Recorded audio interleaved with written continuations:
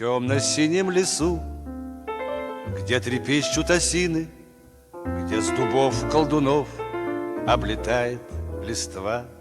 На поляне траву зайцы в полночь косили и при этом напевали странные слова. А нам все равно, а нам все равно, пусть боимся мы волка и сову.